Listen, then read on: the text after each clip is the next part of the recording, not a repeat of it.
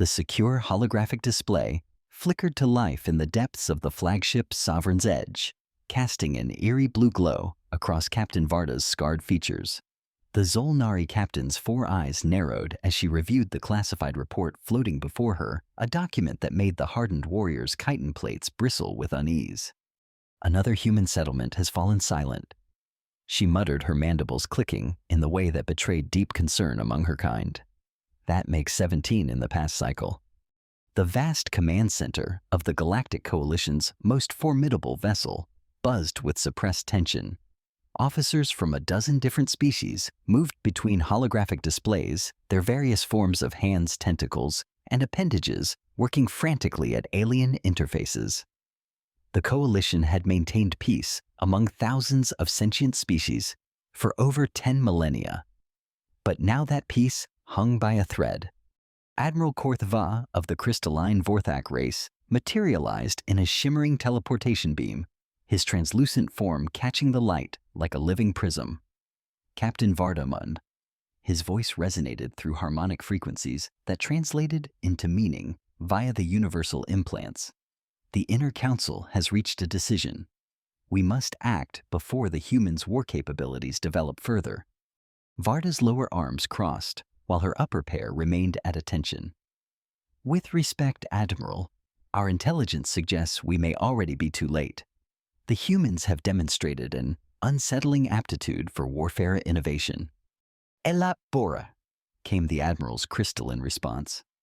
3 cycles ago, they were a primitive species, limited to their single planet, squabbling over resources with crude projectile weapons. Now they've reverse-engineered our quantum entanglement communicators and somehow weaponized them into something called reality bombs. Our scientists can't even comprehend the theoretical framework. The Admiral's form flickered with what passed for concern among his kind. Continue your report, Captain. Varda gestured to the main display, which showed star charts dotted with red zones. The humans have been systematically analyzing our past conflicts.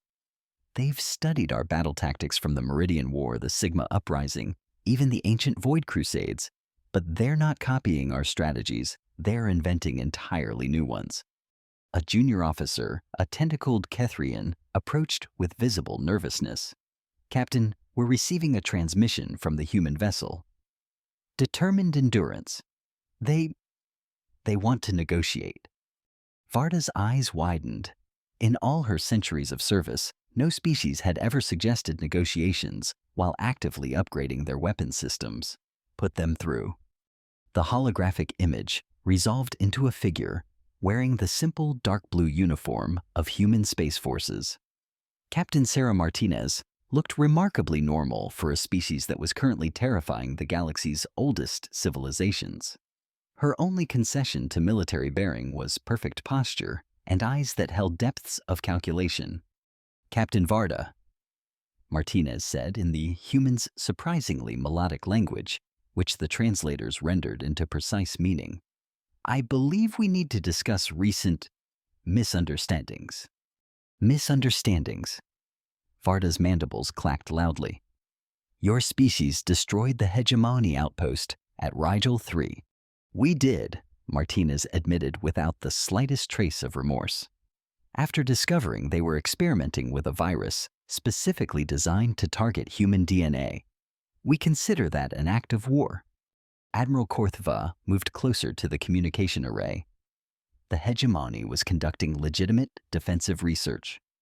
Martinez's expression didn't change, but something predatory flickered in her eyes.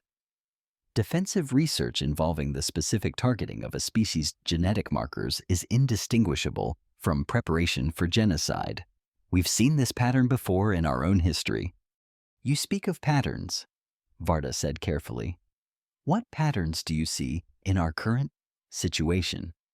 Every galactic civilization follows the same trajectory: expansion, consolidation, stagnation, and then obsession with maintaining the status quo. You've been peaceful for so long that you've forgotten how to conduct effective warfare. We haven't. The truth of those words sent a chill through the assembled alien officers. The Coalition's last major conflict had been over 3,000 years ago. Many of the younger officers had never even seen battle outside of simulations. "You threaten the stability of the entire galaxy," Admiral Korthva stated.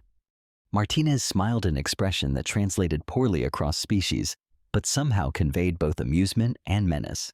"Admiral, we're not threatening stability. We're demonstrating evolution. Your coalition has been playing the same strategic games for millennia. We've spent the last 6 months studying your playbook, and frankly, it's predictable. Our strategies have maintained peace." "Your strategies have maintained stagnation," Martinez interrupted. "Do you know what we found when we analyzed your military doctrines? You haven't developed a new tactical innovation in over 1,000 years. You're using ship designs that are older than some of our civilizations."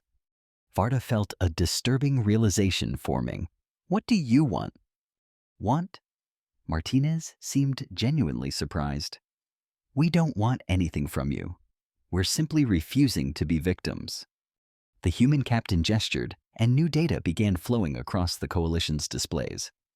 Varda watched in growing horror as defensive measures, ship schematics, and strategic plans she had thought absolutely secure appeared before her.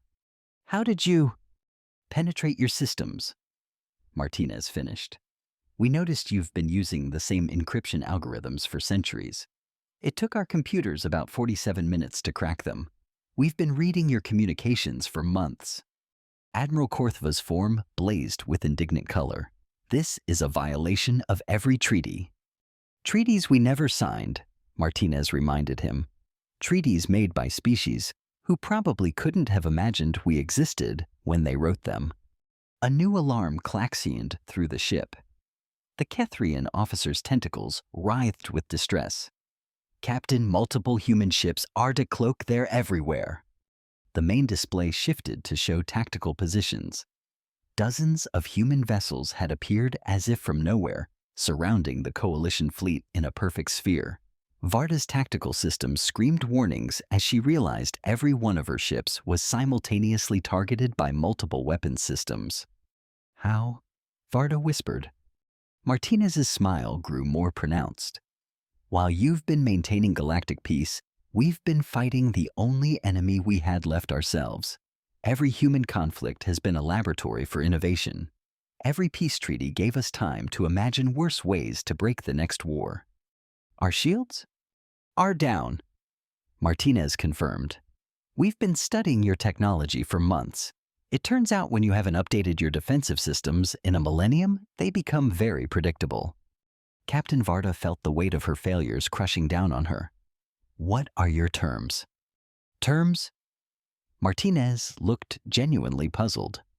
"Captain Varda, this isn't a negotiation.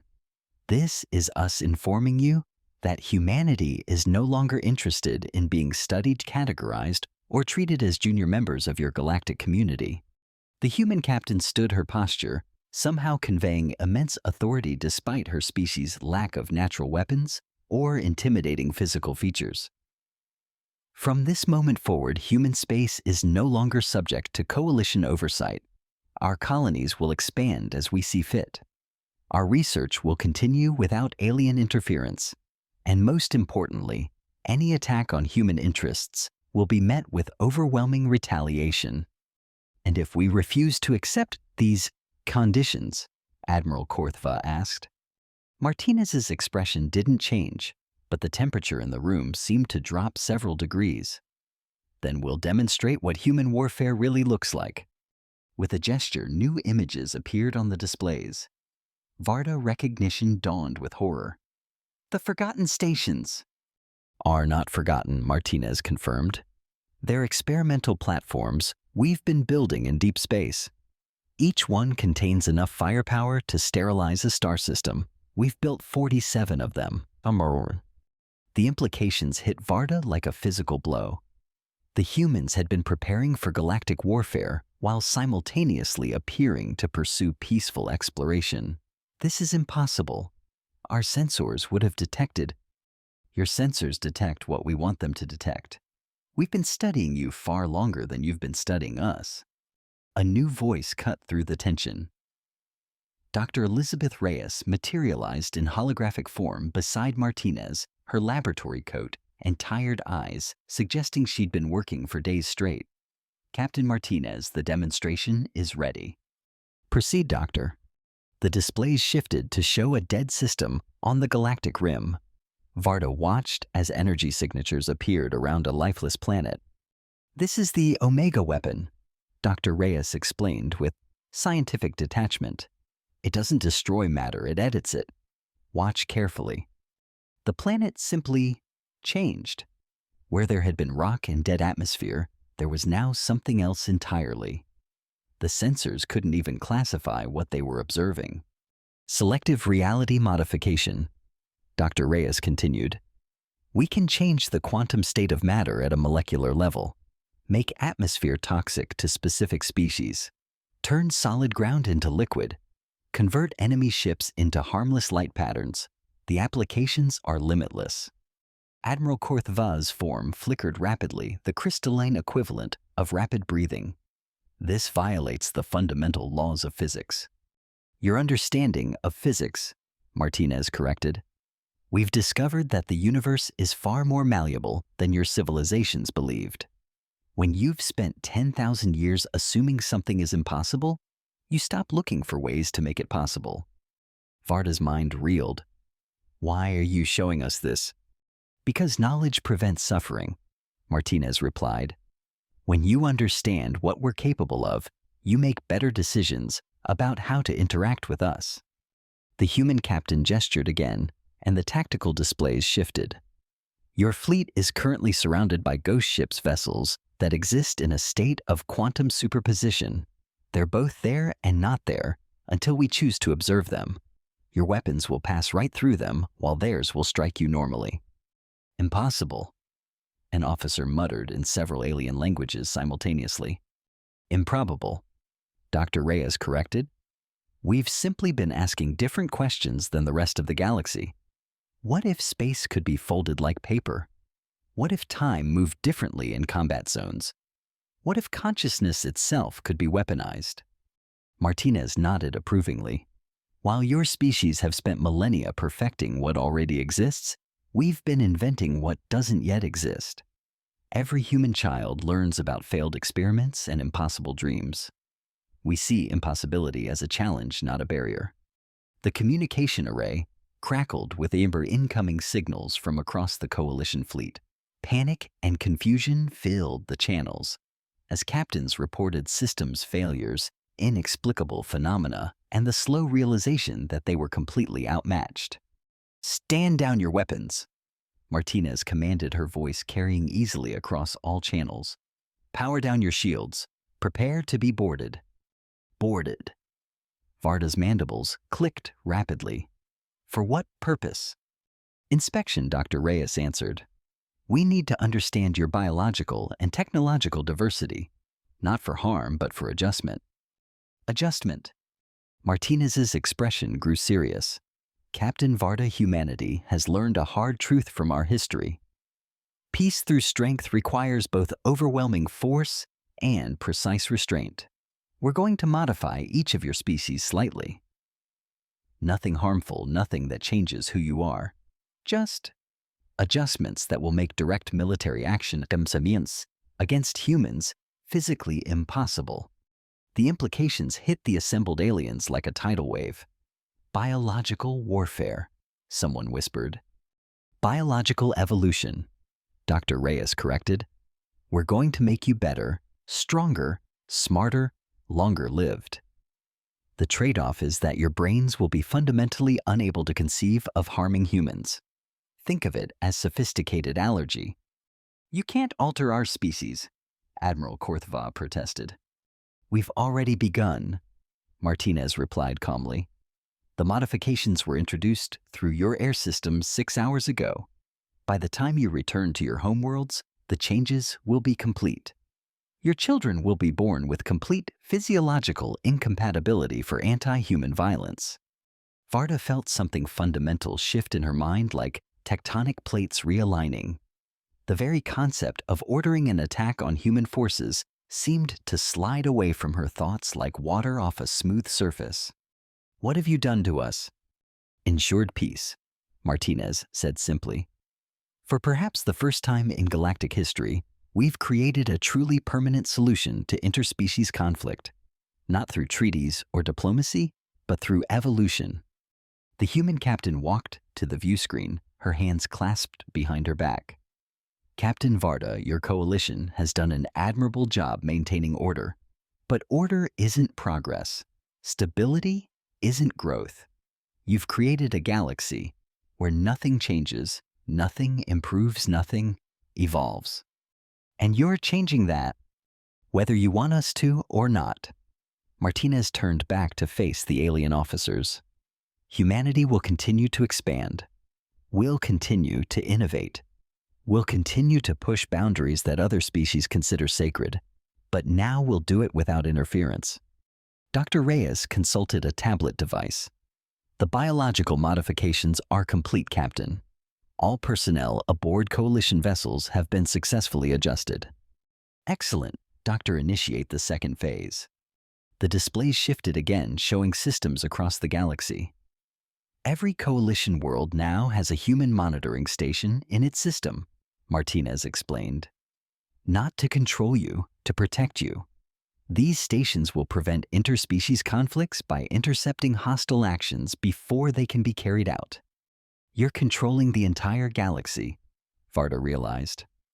We're managing it, Martinez corrected. There's an important difference. You're all free to live your lives, develop your cultures, pursue your interests.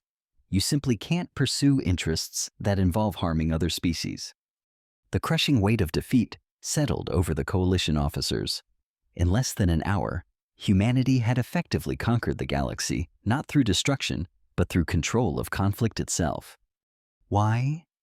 Admiral Korthava asked, his crystalline form dim with despair. Why not simply destroy us? Martinez's expression softened slightly. Because destruction is wasteful. Diversity is valuable. Conflict is useful. We don't want to eliminate other species, we want to eliminate war itself. A young human officer approached Martinez, saluting crisply.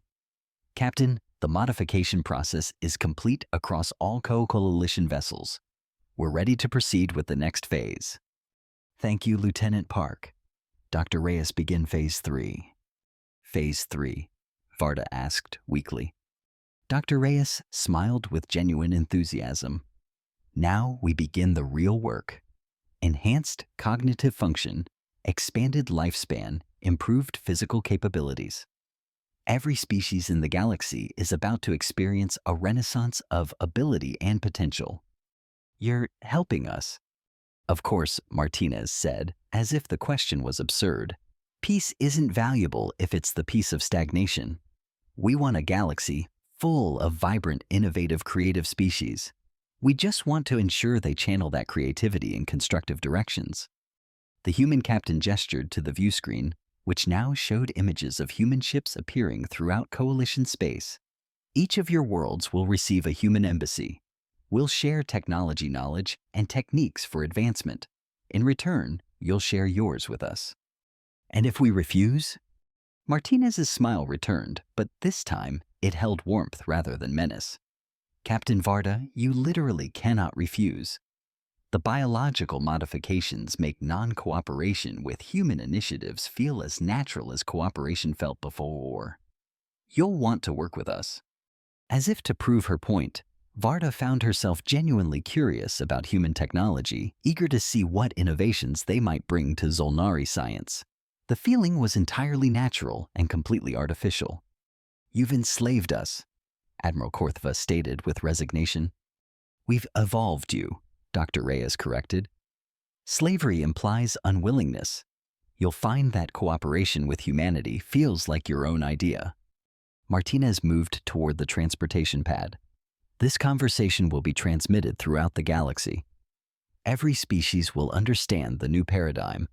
Any attempts to develop weapons specifically targeting humans will fail. Your modified biology won't allow the necessary thought patterns. What about rebellion? Varda asked. Revolution resistance. All channeled into productive directions. You'll rebel against inefficiency, revolt Against suffering, resist stagnation.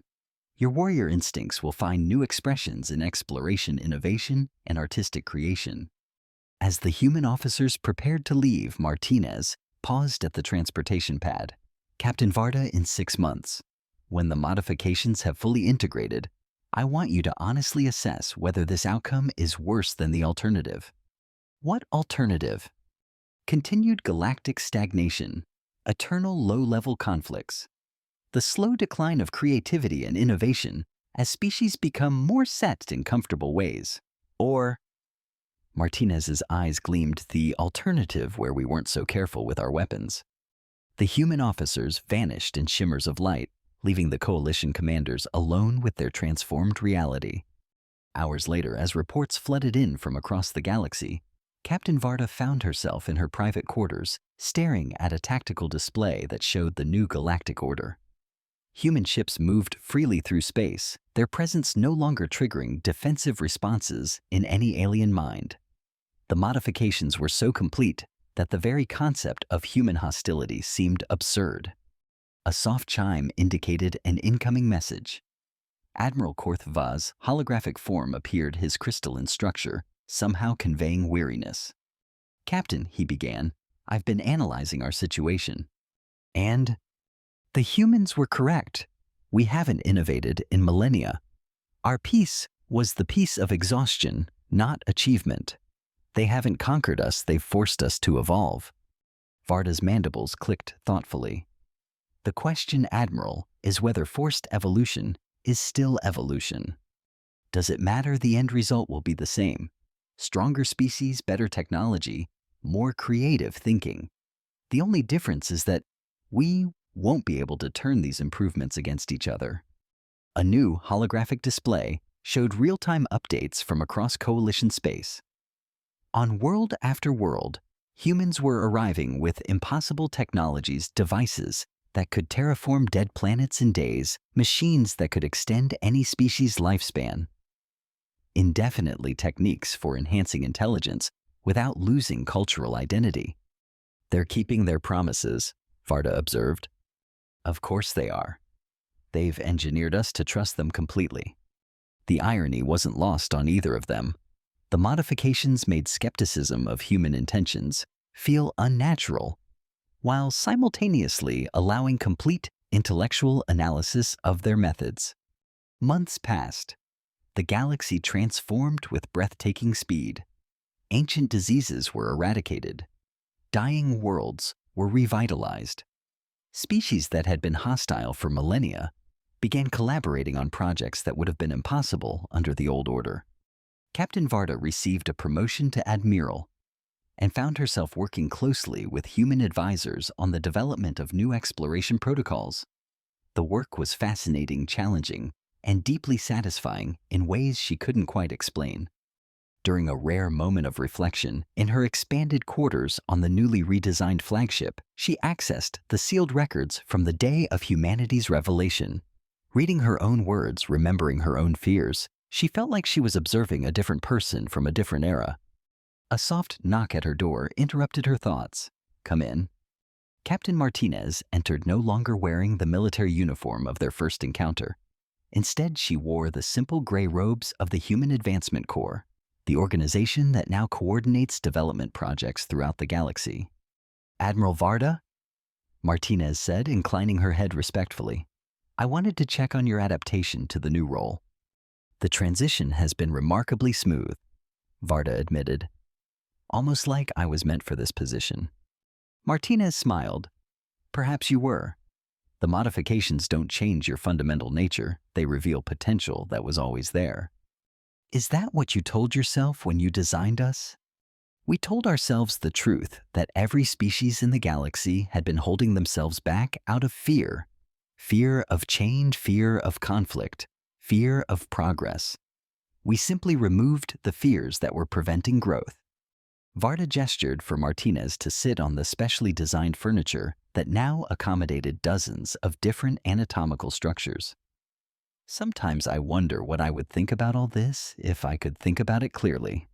"You are thinking about it clearly," Martinez replied. "Clearer than you ever have before." The modifications don't cloud thought, they focus it. You can analyze our methods, question our motives, even disapprove of our techniques. You simply can't act on hostility that would harm galactic progress. And yet sometimes I feel grateful. Is that engineered too? Martinez considered the question carefully. The capacity for gratitude was always within you. We've simply ensured it outweighs fear and anger when those emotions would lead to destructive behavior. A holographic display activated, showing the latest galactic development reports. New stellar civilizations were being contacted weekly, now each one integrated into the growing network of collaboration with increasing efficiency. What's your ultimate goal? Varda asked. To see what the galaxy can become when every species reaches its full potential, to eliminate the artificial barriers that kept civilizations from sharing their best achievements, to create a reality where conflict drives innovation rather than destruction. Varda studied the human woman, noting the absence of any deception in her expression. The modifications made such detection automatic, like a built-in truth sensor. And humans guide this process? For now. Until other species develop the necessary perspective. The universe is vast, Admiral. There may be civilizations out there that will make our methods seem primitive. When that happens, they'll improve upon our work just as we improved upon yours. A hierarchy of evolution. A network of growth. Each species contributes according to its abilities, receives according to its needs, and develops according to its potential. The philosophical implications were staggering, but Varda found them exciting rather than threatening. What prevents humans from stagnating as we did? Competition, Martinez replied promptly. Not military competition, creative competition. Every human knows that our current dominance is temporary. We're racing to achieve as much as possible before someone else develops even better methods. And if they use those methods on you, Martinez's smile was genuine and warm. Then we'll have succeeded beyond our wildest dreams. The goal isn't permanent human dominance, it's permanent galactic progress. Years rolled by. The galaxy that Varda remembered from her youth became legendary, a cautionary tale told to children as an example of wasted potential. New civilizations arose from collaborations between species that had never interacted before. Art forms that required multiple species' perspectives created beauty beyond any single culture's imagination. Admiral Varda eventually retired to an ambassadorial role, helping to integrate newly discovered species into what had become known as the Advancement Network. Each integration followed the same pattern: initial contact, gradual understanding, careful modification, and enthusiastic collaboration. In her final active duty report, she wrote, "History will judge whether humanity's intervention was the salvation or the subjugation of galactic civilization. From my perspective, the distinction has become meaningless. We are what we are now better than we were, less than we might become, always growing towards something greater." The report was filed, read by billions of beings across thousands of worlds, and universally accepted as the most accurate assessment of the human transformation of galactic society. Captain Martinez, now Director Martinez, of the Galactic Development Authority, read the report in her office aboard the massive station that served as the network's coordination center. Through vast windows, she could see ships from hundreds of species arriving and departing, carrying goods, knowledge, and people in a constant flow of exchange. Dr. Elizabeth Reyes entered with a new report. Director, the modifications have reached completion in their 15th generation. All currently known species show full integration with the cooperation protocols. Excellent. What about the unexplored regions? We've detected signs of at least 12 major civilizations beyond the current network boundaries. Some show technological signatures that suggest they may be more advanced than we are. Martinez's eyes lit up with genuine excitement. Then we know what our next priority must be: contact and integration. Learning and adaptation. If we encounter species more advanced than ourselves, we need to be prepared to undergo the same process we've applied to others. Dr. Reyes nodded slowly. the ultimate test of our methods, whether we can accept evolution imposed from outside. Whether we can practice what we've preached for all these years, Martinez corrected. The principles don't change just because we might be the less advanced species. As the two humans discussed plans for expanding the network into unexplored space, Admiral Varda was hosting a celebration on her homeworld. The event marked the 1,000-year anniversary of the initial human contact, though few of the younger generation thought of it in those terms anymore. The celebration featured artistic collaborations between dozens of species technological demonstrations that would have seemed like magic to pre-contact civilizations and philosophical discussions that spanned multiple dimensions of thought. A young Zolnari approached Varda during a quiet moment. "Admiral, the histories say that humans once frightened us. Is that true?" Varda's mandibles clicked in what might have been amusement. "Very true, child. But why they've brought nothing but advancement and cooperation?" "Because," Varda explained, "we feared change. We feared losing what we were instead of embracing what we could become." "Do you miss the old galaxy?" The question gave Varda pause. The modifications made honest self-examination automatic, so she genuinely considered the answer. "No," she finally said. "I miss the illusion of choice it gave us, but not the reality of stagnation it enforced." The young Zolnari seemed satisfied with this answer and rejoined the celebration. Varda remained in her quiet spot watching species that had once been natural enemies collaborating on a musical piece that required coordinated harmonies across incompatible vocal structures. A human diplomat joined her, a descendant of the original contact team, genetically enhanced, like all humans born in the last millennium. Admiral Varda Director Martinez asked me to convey her regards and to inform you that your insights were instrumental in the successful integration of the Andorian collective. My insights: your analysis of the parallels between Andorian social hierarchies and ancient Zolnari clan structures. It allowed our teams to develop integration protocols that preserved their cultural independence while enabling full network participation. Varda felt a familiar surge of satisfaction. The modifications ensured that helping other species felt personally rewarding, rather than being a burden. "I'm pleased to contribute. What's next for the network?" Preparation for contact with the Deep Rim civilizations. Some of our long-range scouts have returned with concerning reports. Concerning how? The human diplomat chose her words carefully. Species that appear to have solved problems we're still working on. Their technology suggests they may have found ways to enhance individuals rather than modify entire populations. Individual choice rather than species-wide evolution. Something like that. Director Martinez believes we may be approaching our next evolutionary step. The implications were staggering.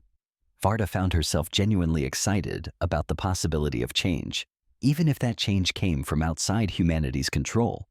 The modifications had made adaptation feel natural rather than threatening. When do we make contact? Within the next solar cycle, preparation teams are already working on protocols assuming that our usual methods may not be applicable. As the celebration continued around them, Varda and the human diplomat discussed possibilities that would have been unthinkable a millennium ago. Humanity being modified by more advanced species, the potential obsolescence of current integration methods, the possibility that the galaxy might again face fundamental change. But unlike the conversations of 1,000 years ago, these speculations were filled with excitement rather than dread. The network had learned that evolution was opportunity, not threat. In the depths of space beyond the farthest reaches of the network, something observed the approaching scouts with interest. The beings that had been monitoring the galaxy's transformation made their own preparations, their methods as far beyond humanity's techniques as humans had been beyond the original coalition. The cycle of growth was about to begin again, as it always had and always would throughout the universe. Each iteration brought new methods, new understanding, and new potential for what consciousness could achieve when freed from the prisons of old assumptions. Admiral Varda, standing under alien stars on a world that had become something greater than any single species could have imagined, felt a profound sense of anticipation. The galaxy had learned to embrace change, and now change was coming whether they were ready or not. For the first time in a millennium, the future was truly uncertain. And paradoxically, that uncertainty felt like the greatest gift the humans had given them, the ability to face the unknown with curiosity rather than fear. The celebration continued until the first light of dawn, as beings from hundreds of worlds shared songs in languages that had evolved to communicate concepts no single species had ever imagined alone. And in that harmony, perhaps lay the true success of humanity's intervention, not the prevention of war, but the creation of something worth building together. As Varda finally retired for the night, she passed a group of human children playing with children from dozens of other species. Their games involved rules that required cooperation between fundamentally different kinds of minds, and they played with the unconscious ease of those who had never known artificial divisions. Watching them, Varda understood something profound: the humans hadn't conquered the galaxy or enslaved its species. They had given every civilization something far more valuable than peace. They had given them a future where every limitation was just a problem waiting to be solved together. And soon, if the Deep Scouts were correct, they would all learn what lay beyond the current edges of their collective imagination. The thought should have been terrifying. Instead, it felt like the promise of another adventure in becoming something more than they had ever dreamed possible.